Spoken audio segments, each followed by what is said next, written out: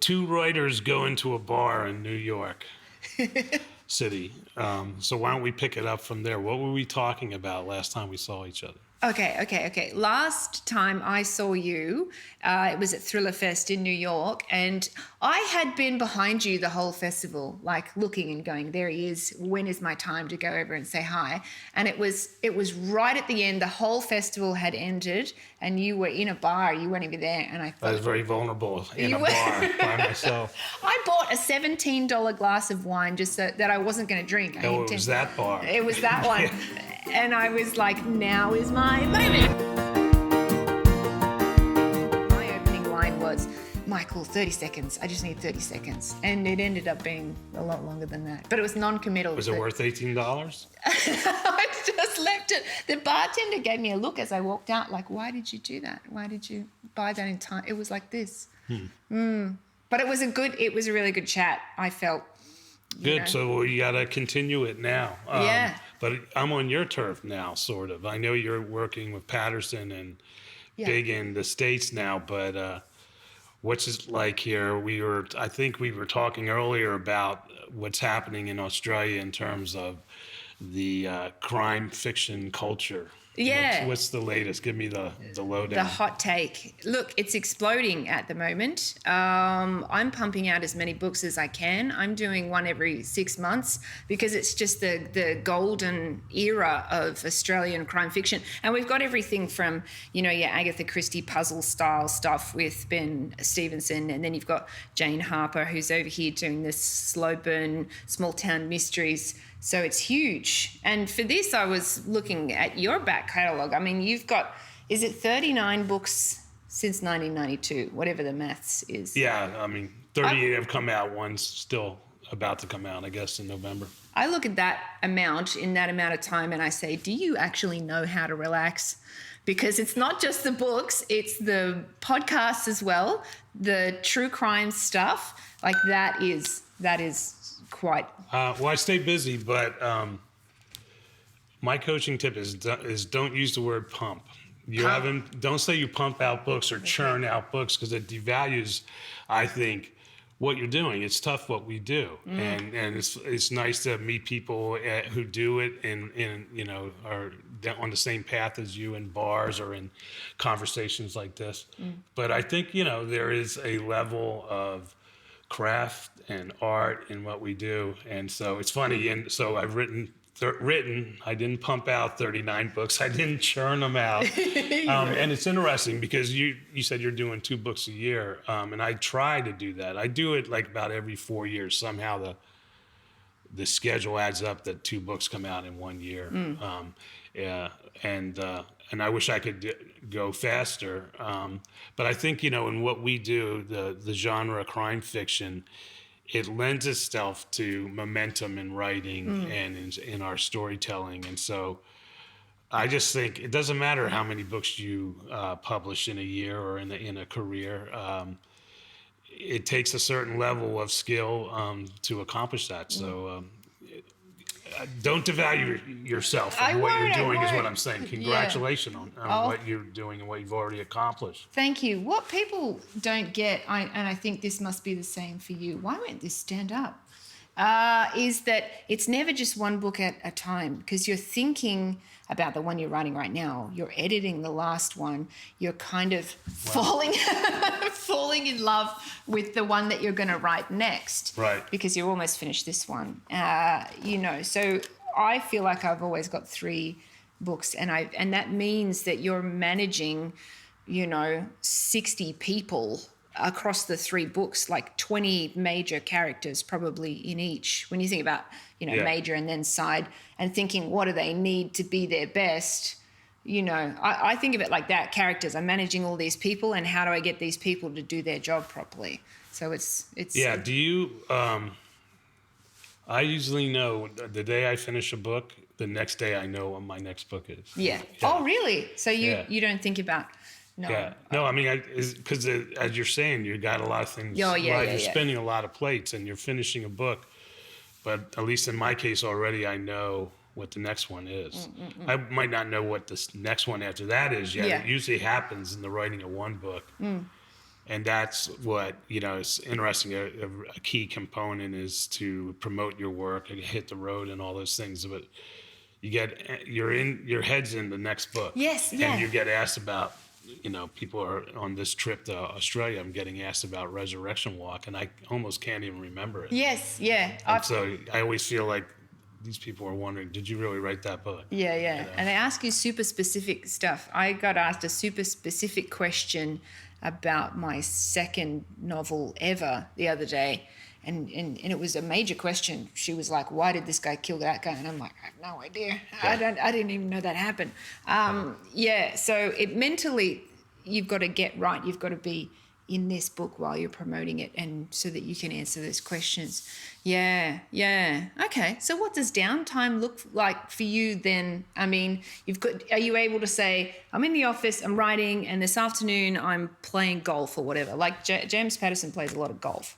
So I would like to play a lot of golf. I mean, I love golf, and I have when I'm in Los Angeles, I have every Wednesday morning I play with 3 other TV writers and directors around at 7:30 in the morning, and we usually can only play 9 holes because we all have to get to work. But I mean, it is something I look forward to, and it is a good release. So. Does LA feel but like with all the books that Patterson's doing, to hear that he plays a lot of golf, that's really interesting to me. It gives me a goal, and like maybe there's hope for me. He works 365 days a year. Yeah. And he is real. I don't know if this will go in or not, but he is so specific. Like when I'm working with him, he'll look at what I've done and he'll say, this character can't have pink hair because 2 books ago we had a character with pink hair. And I'm like, how do you know that? And I don't know that, because you have like literally 30 books coming out this year. And you know that 2 books ago, so we're talking about 60 books ago, we had a character with pink hair. And I just go, what? But he's such a down-to-earth guy. Like, I call his house. First time I ever called his house, I'll tell you this little story. I was shaking. Did you say Mr. Patterson? Or? Well, I called, I was shaking, and it was like I had to call him at 10 and it was 9:59 and 30 seconds, and I'm like counting down to dial. And then I dialed and someone on the other end goes, hello? And I said, oh, it's Candice Fox. I'm supposed to call James Patterson. I said, James Patterson, this was the time to call. And he goes, it's me. And I said, oh, hi, it's you. And he goes, I answer my own phone. I've been answering my own phone for years. And I said, oh, well, so do I. And we had this big chat. So I'm not like that anymore. I'm not shaking. Sometimes I call him and he goes, you again. And stuff like that. He's a barrel of laughs. He really is. He feels I'll tell you a good Patterson story. We had the same publisher in the United States. And when my first book came out, they put me on a very limited tour, and everywhere I was going, back then there was a lot of mystery bookstores in the United States, like something like 600 of them. Now you can probably count them on 2 hands. But this was pre-internet. I'm dating myself here. It was pre-internet, and you really made it or didn't make it in these stores, and word of mouth that would come from these stores. All that was kind of replaced by the internet. And so I was new to this. I didn't really know what I was doing, and he was already like Along Came a Spider and all that kind of stuff. And he had a book coming out, and he was like 2 weeks or 1 week ahead of me at every stop I made. He had been there a week earlier, and at every stop he left me an envelope, a sealed envelope, and inside it was just like 1 or 2 lines of encouragement. That's so nice. Yeah, because he kind of knew I was new, and I would go into these stores, and I'd be lucky if 3 people were there, and one of them was my aunt or my sister, and I'm sure he was playing crowded houses all the way. Yeah. But at one point, he had been the new guy and probably had to do this, and so it was just like, this was pretty wild that this guy was leaving me these notes. I really wanted to ask you about that, because I think the assumption is you look at you and James Patterson and Lee Child and people who are at that level, and you think, well, you must have been huge from book 1 to be where you are now. It must have just been a Cinderella story, like #1 bestseller, and then you just went to this level and then you stayed the whole time. Well, I was talking to Lee Child about it, and he said a bunch of us were sitting around at Thriller Fest or something like that, and we were all down in the dumps and saying to each other, you know, maybe if we just keep working hard, maybe one day something will happen. And he said it was him and you and Harlan Coben and Laura Lippman who were in that little group, all kind of going, maybe one day. Yeah. You know. And I think Dennis Lehane was one of them too. We kind of feel like we were in the same high school class or something, you know, because we all published for the first time within a few years of each other. Yeah. But we were not, I don't know any overnight sensations, maybe David Baldacci or someone like that. Yeah. But this group, we would always meet in the bar, usually in New York City or wherever a BoucherCon was or something like that. And it's cool because I'm still pretty good friends with all those people. And when we do see each other on occasion, I see Lee probably more than most people because we share a love of baseball and go to some baseball games together. But it's kind of, I feel better that, I mean, at the time it was tough, you know, going into stores and getting 2 or 3 people. But I'm glad it happened that way. I'm glad it was a kind of a well-earned success, I feel, you know. And you know, it's one thing about what's in the books, but it's a big key part of it is how you get yourself out there. Yeah. You know. Yeah, hustling. And, you know, sometimes there's lucky breaks and sometimes it's just camaraderie and people, you know, what I love about what we do is no one buys just one book, especially in our genre. Mystery readers are, for the most part, voracious, you know. And so I've never encountered jealousy. I think in the levels of literary fiction, there's a lot of jealousy and backbiting and all that kind of stuff. I just have never encountered it in the genre we work in. In Australia, it's a very friendly genre. Everyone's sort of supporting each other, and I've heard that fantasy authors can really go at each other. What have you heard? Tell me some. I don't know, just that you know you go up on a panel and you've all agreed to have a certain viewpoint about something, and then they go up on a panel and then it's chaos. And romance conventions as well can get a bit feisty. I've heard, but I don't go to them.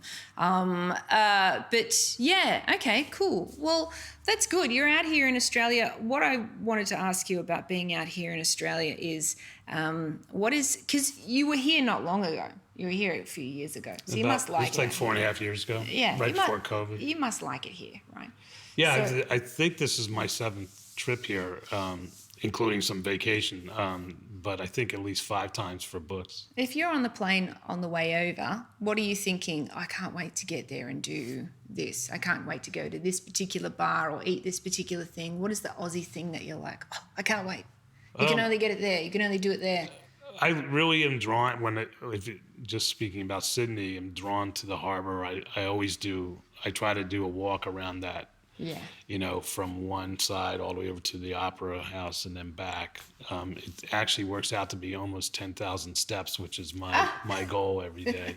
Cool. And so I've done that. I've been here, I think, 5 days. I only missed 1 day of doing that so far, and I'll get to it today. Yeah, cool. Cool. All right, good. Well, that's good. But I don't know. I mean, I've always been very well welcomed here, and so of course that is a helpful thing. I've been with the same publisher basically my entire career, and some people there have been there the whole time. Yeah. You know, which is fun and part of the warm welcome I get. Yeah. It's a tiny little homecoming probably when you walk into those offices and you go, hey, my people are here. Yeah. I feel that about New York. The steps, the place has a lot of steps. And when I first came here, I think about 25 years ago, that didn't bother me. Yesterday I was going up and down steps. And, I'm an old guy now. Oh, so that's okay. That's how I've marked the time of my trips to Australia. All right. But also it's a big country, and like I said, I've been here 5-6 times, but there's still places I haven't been to, and so usually I knock off some new place with every trip. You know. You going to do that this time? What are you going to? Yeah, I've never been to Byron Bay, so I'm going up there right. for a few days. That's pretty. That they call that the Hollywood of Australia at the moment. That's what a lot of people are telling me. Yeah, we know you like Hollywood. Yeah. Oh, cool. Well, that's good. Well, you'll have fun there. What about you in the States? How often are you over there? I try to get over there once a year.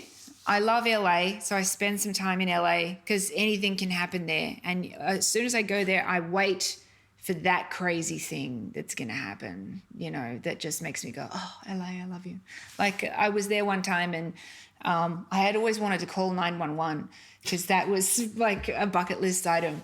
And I was driving through, West Hollywood or something, and there was a homeless woman in the middle of an intersection with 2 hammers, and she was swinging them at cars as they drove past. And I was like, oh, that lady, yeah. I was like, oh my God, I'm going to call 911. This is my moment. And I called and I explained the situation, and the operator said, has she actually hurt anyone yet? Yeah. And I said, no, but I feel like it's imminent. And she said, I'll send a car. Like, I thought you'd say call back when she hurts somebody. What did you call us? No, this is LA. Come on, call back when somebody's hurt. Yeah, the sigh was just so aggrieved. And so every time I go to LA, I wait for something like that to happen. And I love New York. New York feels like a homecoming to me because when I was a kid writer, I always thought when I go to New York as a writer, that's when I will have made it. So the first time there, I was like, I've made it, you know. Yeah. Well, it's so lovely talking to you. And finding out those things. Yeah, you gotta tell me next time you're in LA. Yeah, I know some bars there too. Oh yeah, it's my city. I lived there for a year, and I would live there forever. I would. But thanks for coming to Australia. Thanks for bringing your books here. Thanks for doing what you do. And yeah. Oh, I'm always happy to be here.